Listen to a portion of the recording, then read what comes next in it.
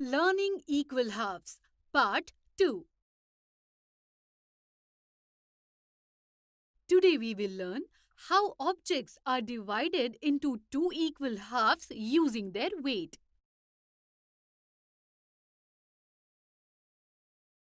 Come Ayushman and Vandana, I knew you both would definitely come.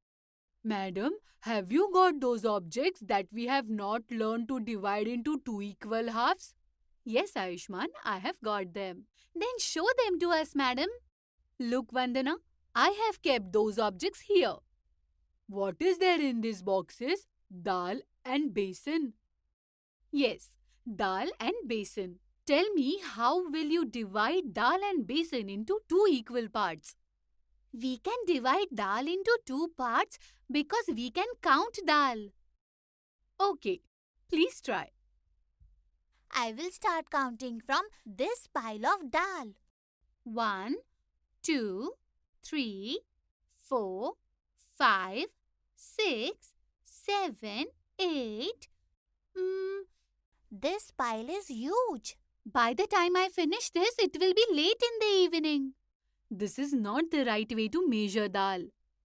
This means this is not the way to divide dal into two equal halves. We can neither cut nor count it, and unlike the liquid, we cannot measure basin. So how do we divide basin? Just like we use liter to measure liquid, we use gram to measure solid objects.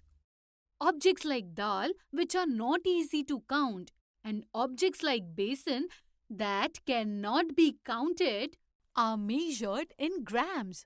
This means after measuring basin in grams, We can divide it into two halves? Yes. If you have 500-gram basin, then you can divide it into 250 grams each. But madam, how do we measure objects in grams? We use a scale and weights to measure in grams. What is a weight, madam?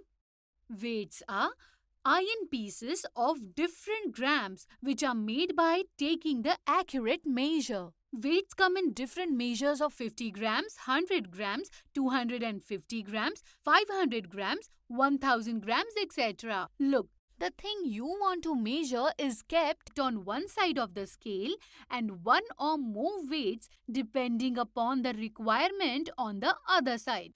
When both sides are in balance, this means that the weight on both sides are equal.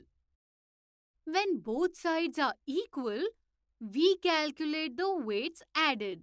The weight of the item is the same as the weights added. The weight of this dal is 500 grams. Now to divide this into two equal parts, we will measure 250 grams. For this, we will keep 250 gram weight on one side of the scale and we will keep adding dal on the other side of the scale till both sides of the scale are balanced. Look, now there is 250 gram dal on one side of the scale. In this way, we can divide solid objects into equal halves. I have understood, madam. Some objects have to be measured using weights to divide them. Absolutely right, Vandana. Now it is time for your class, so please go to your class.